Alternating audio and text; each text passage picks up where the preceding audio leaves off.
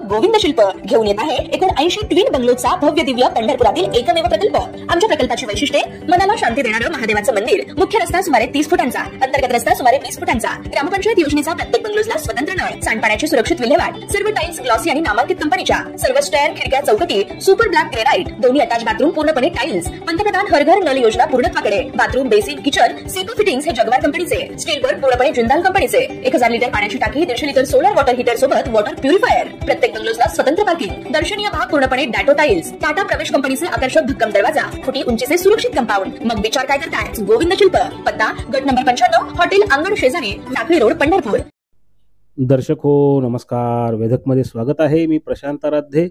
Ujani update 10 मे 2024 सायंकाळची स्थिती आहे।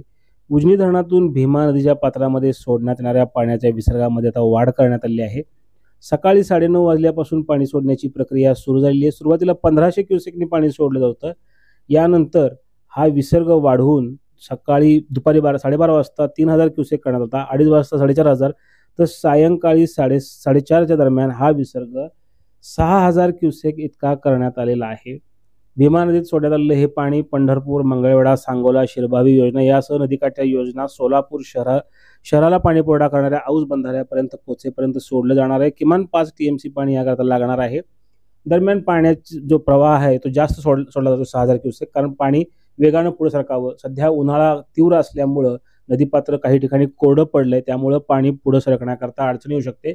हे पाहता 6000 क्युसेकने पाणी सोडण्याची प्रक्रिया सुरू करण्यात आलेली आहे आणि किमान 5 TMC पाणी सोडलं जाणार आहे। उजनी धरण हे -45% अशा स्थितीमध्ये आहे सध्या आणि धरणातल्या जवळपास 24 TMC मृत साठ्यातील पाण्याचा वापर आतापर्यंत झालेला आहे आणि एकूण पाणीसाठा शिल्लक जो आहे तो 39 TMC इतका आहे।